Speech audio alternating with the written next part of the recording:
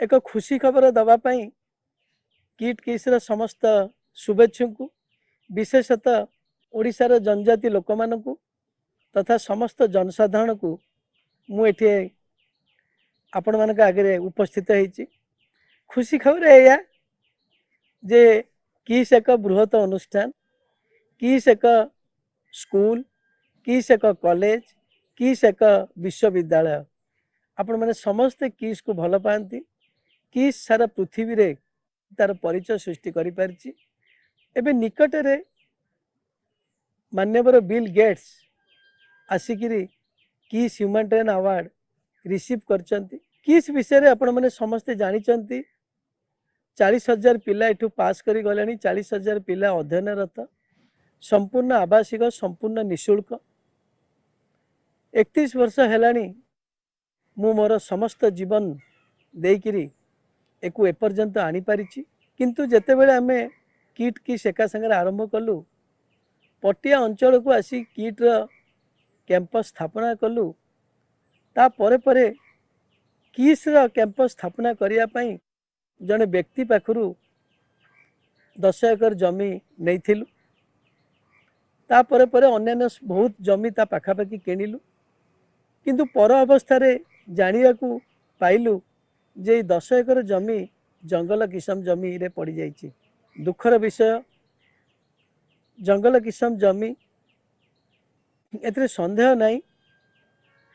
ताकू निश्चित भाव में परिवर्तन करिया कथा किंतु 2007 रु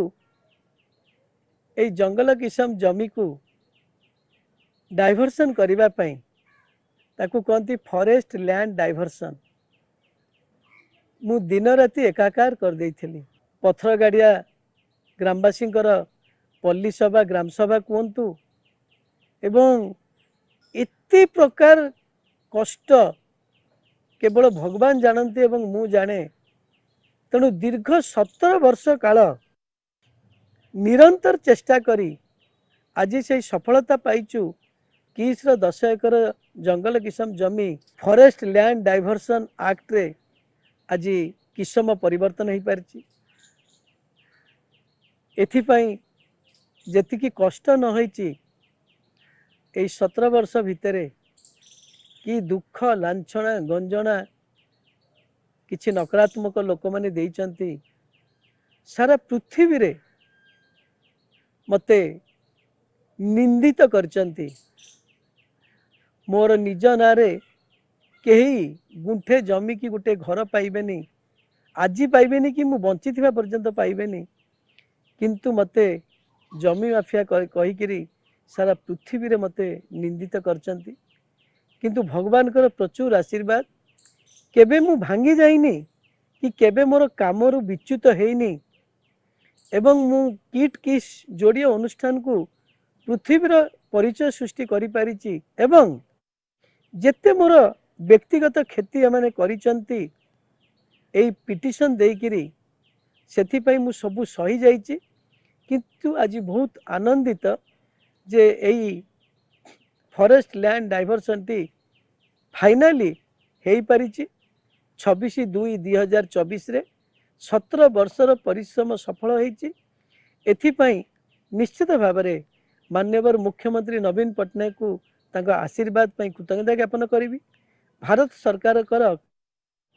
forest and environment department officer मान को मु कृतज्ञता ज्ञापन करी।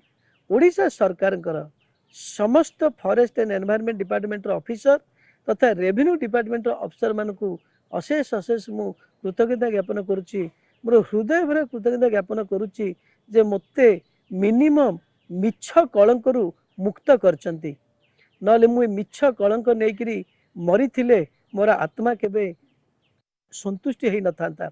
तेणु आज किस मध्य जे विश्व स्तरीय अनुष्ठान आज मिछ कलंकरू मुक्त हेई पारिछि एवं अच्युत सामंत मध्य मिछ कलंकरू मुक्त हेई पारिछि। मु जिपरि भाबरे 31 वर्ष हेलानी जनसेवा करि आसुची मु जेते दिन बंची थिबी सत्य निष्ठार सहित जनसेवा करुथिबी। मो नारे केही केबे गोटे गुंठ जमी आज पाइबे नहीं कि मु बंची थिबा पर्यंत केही पाइबे नहीं। बरं मु एते खुशी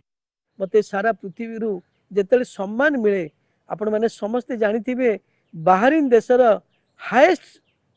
सम्मान नागरिक सम्मान मते मिलिथला ता सांगरे भारतीय मुद्रा रे 8 कोटी टंका मते मिलिथला मु ताकू किस को दान करथली रादर मु मोर